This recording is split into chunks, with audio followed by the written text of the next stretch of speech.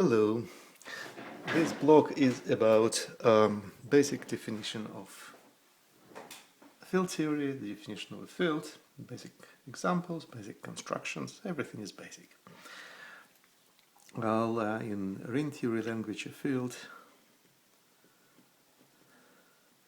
is a commutative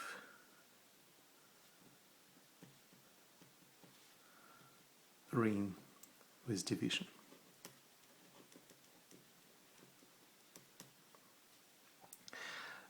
Basic examples. So basic examples of rings are numerical systems. The first examples we encounter in mathematics, and those which do form fields, those which have all four arithmetic operations, are rational numbers, real numbers, complex numbers. And the integers which precede rational numbers in this hierarchy of numerical systems are of course not a field, as well as possible extension of complex numbers to quaternions, because so the first one, the integers, is not ring with division, and the last one is not commutative.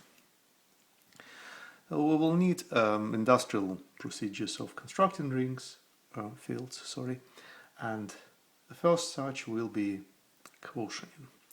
So let me remind you of a fact which was one of the quiz problems from previous quizzes. A field is nothing but a simple commutative ring. Simplicity means absence of non-trivial ideals.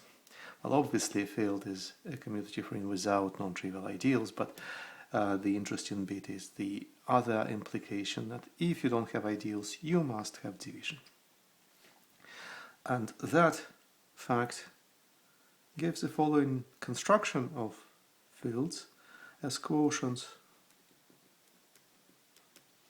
by maximal ideals.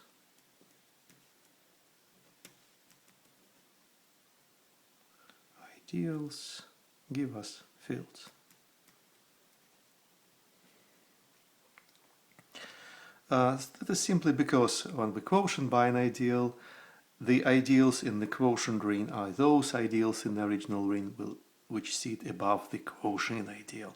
So if the ideal we quotient by is maximal, nothing sits above, and we end up with a simple commutative ring, hence a field.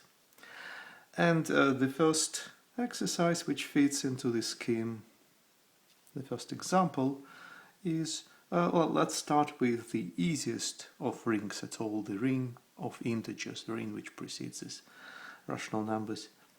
The easiest in a precise mathematical way.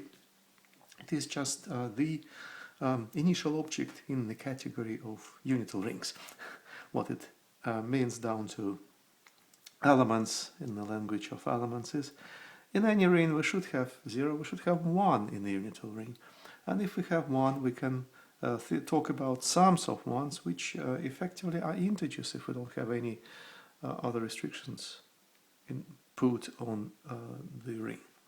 So that will be just the easiest story of a ring containing 1. This is a ring which is very comfortable for analyzing ideals. All ideals, due to Euclidean division, all ideals are generated by single elements. This is the case of so-called principal ideal ring, and maximality is translating nicely into division statements for those generating elements. So maximal ideals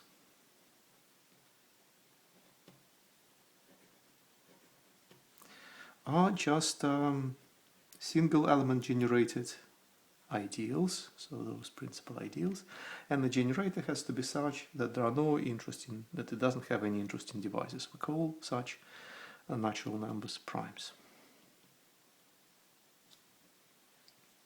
And according to this principle, if we take our ring and quotient by such ideal, we should have a field.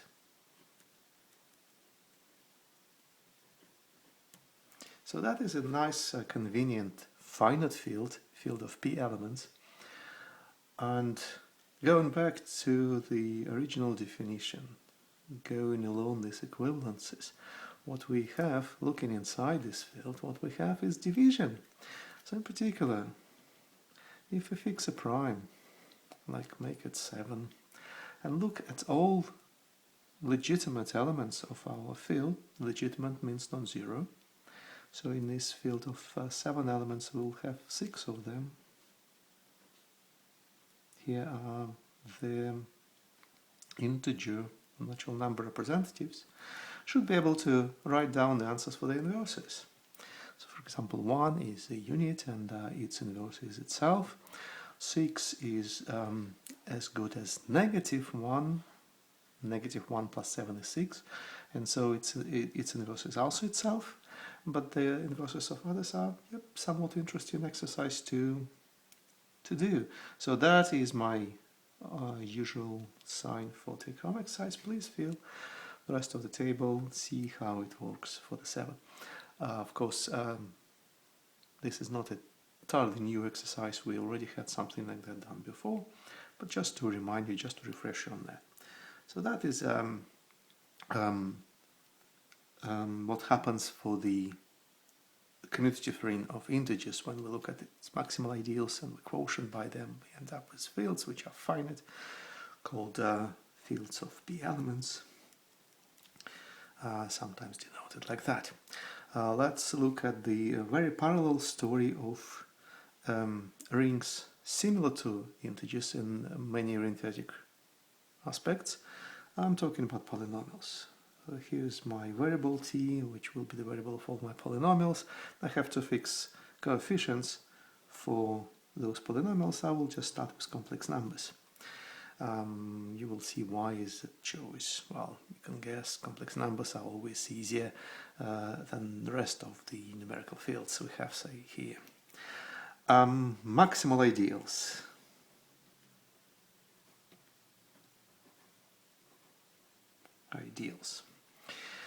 This ring, or the ring of any polynomials, with coefficients in any field, is, in terms of ideals, very similar to the ring of integers.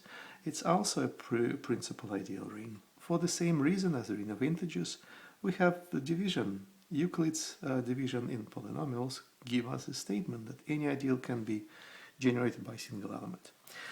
So now maximality, as before, translates into division statement for those generators. And maximal ideals will be generated by analogues of prime numbers, analogues in polynomials. So those polynomials which are not divisible by anything smaller, anything which is not invertible itself, are called irreducible polynomials. And my choice of complex coefficients makes this story of reducible polynomials specifically simple. All irreducible polynomials are linear, and generating ideals, I can choose them to be monic. I can choose them to have the form t minus some complex number. So my ideals have the form that all polynomials divisible by this linear term, all polynomials vanishing at number c. So my question to you is, what is the outcome of this quotient construction in the case of one of those maximal polynomials? The general prediction is it should be a field. What is this field? Alright, I'll stop now and continue in a second.